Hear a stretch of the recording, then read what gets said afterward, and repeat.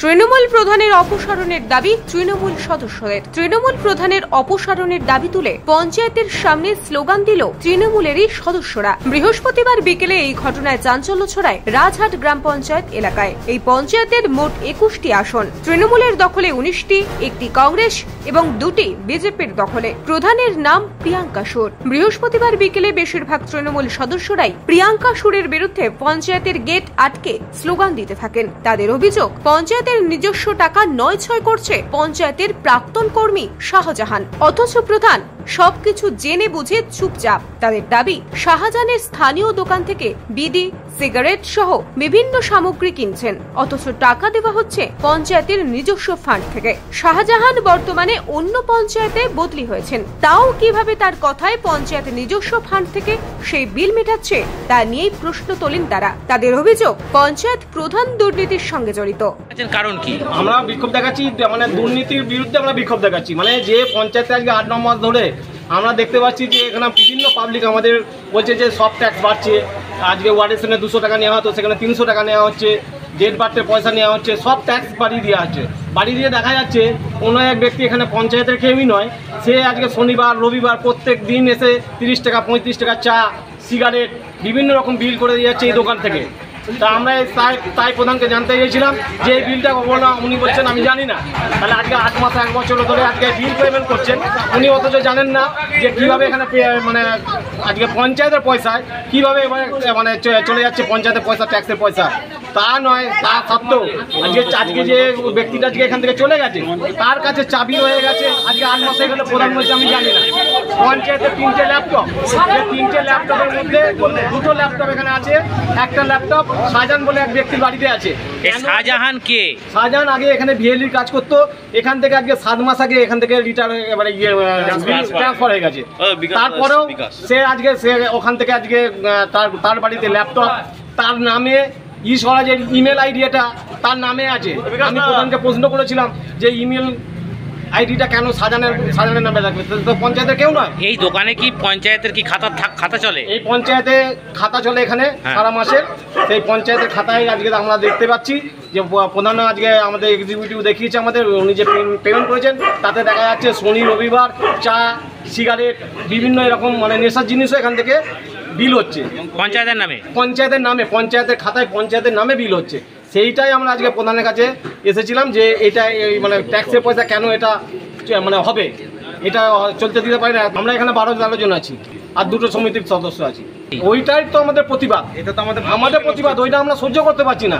যারা সহ্য করছে তারা আমাদের সাথে নেই, তারা অন্যায়কে প্রশ্রয় দিচ্ছে তারা আমাদের সাথে নেই। এখানে আমাদের পাবলিক এসে যখন বললো যে কিছু পাবলিক এখানে থাকে সকালবেলা রাত্রিবেলা, তারা এসে বলছে যে এরকম এক ব্যক্তি এখানে পঞ্চায়েতে, আমরা যে একদম শিওর বলছে হ্যাঁ শিওর। তাই আমরা আজকে এক্সিকিউটিভের কাছে গিয়ে খাতার যে মানে যে পেমেন্ট বিল যে চেক হয়, যে মানে পেমেন্ট বিল যে হয় সেখানে চেক করে দেখছি হ্যাঁ শনি রবিবার। আমি ওখানে দাগও দিয়ে এসেছি এক্সিকিউটিভের কাছে, মানে লাস্ট মাসটা, তার আগের মাসগুলো প্রত্যেক মাসেই এরকম চলছে। এটা তো আমাদের জানা নেই। হ্যাঁ, আর আমি তো এক্সিকিউটিভ, আমাকে সেক্রেটারি যেভাবে বিল করে দেন আমি সেইভাবে পেমেন্ট করে দিই। চা ও রিলিজ নিয়েছে ফেব্রুয়ারি মাসে এখান থেকে চলে গেছে, তারপরেও হাত এখন আছে। সেটা পুলিশ দেখুক যে কিভাবে তারা এটা মানে পেমেন্ট কি করে করলো, প্রধানকে জিজ্ঞাসা করুক। আপনারাও যান, আপনারা গিয়ে প্রধানকে জিজ্ঞাসা করুন। থাকতে পারে, অবশ্যই আছে। এবার প্রধান বলছে আমি জানি না।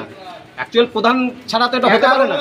পুলিশকে অবশ্যই জানাবো, পুলিশ আইনগত ব্যবস্থা নেবে, আইনের পথে চলবে। যদিও প্রধানের দাবি তিনি বিষয়টি জানতেন না, আজ শুনছেন খোঁজ খবর নেবেন। অন্যদিকে এই বিষয়ে শাহজাহানের সঙ্গে যোগাযোগ করা যায়নি, তাই তার প্রতিক্রিয়া মেলেনি। সব মিলিয়ে এই ঘটনার জেরে ডামাডোল অবস্থা পঞ্চায়েতে। এই পঞ্চায়েতের সদস্যরা এইমাত্র আমাকে ফোন করলেন, আমি আমাদের যুবদীয় সভাপতি শুভ মালিক ওকে নিয়ে মিলে গেলাম। পঞ্চায়েতে এরকম একটা অরাজক অবস্থা চলছে আমরা শুনলাম। শোনার পর সামনাসামনি যেটা দেখলাম ব্যাপারটা সত্যি। এবার আমরা দলীয়ভাবেও বিষয়টা দেখব যাতে এটা বন্ধ করা যায়। প্রশাসনকে অনুরোধ করব, আমাদের দলের একটাই লক্ষ্য দুর্নীতিমুক্ত পঞ্চায়েত, দুর্নীতিমুক্ত প্রশাসন। সেইভাবে দলের উদ্যোগের নেতৃত্বকেও আমরা বলব হস্তক্ষেপ করে যাতে কোনো রকম দুর্নীতি না থাকে দলের মধ্যে, সেটাও দেখব। বা প্রশাসন যেভাবে চলছে, পঞ্চায়েত প্রধানকে আরও সতর্ক হতে হবে, আরও খেয়াল রাখতে হবে কোথায় কী চলছে, সব করে আরও গুরুত্ব দিয়ে ওনাকে দেখার জন্য অনুরোধ করব। দেখুন, এটা খুবই দুঃখজনক ঘটনা। একটা সুস্থ মস্তিষ্কের মানুষ, সে কখনোই সরকারি পয়সা, সে সরকারি 2 টাকা খেলেও সে যে অপরাধ, আর 2000 টাকা খেলেও সে একই অপরাধ। একটা সুস্থ মস্তিষ্কের মানুষ কখনো এরকম করা উচিত না। যদি কেউ করে, প্রশাসন আছে, পুলিশ আছে, তারা যদি দেখে যে সে দোষী, তার উপযুক্ত শাস্তি বিধান করুক, আমরা সেটাও চাই। যে অন্যায় করেছে সে শাস্তি পাক।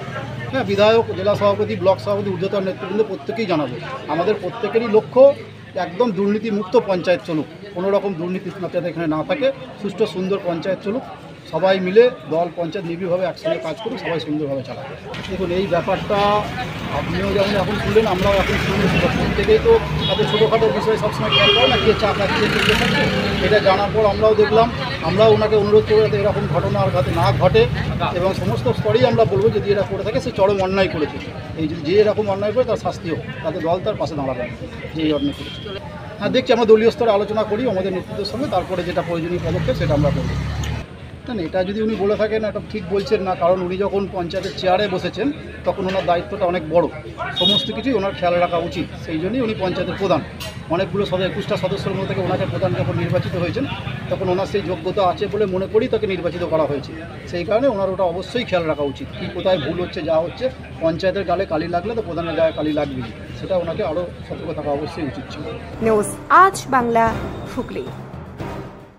নিঃসন্তান হওয়ার কারণ স্বামী বা স্ত্রী যে কেউ হতে পারেন।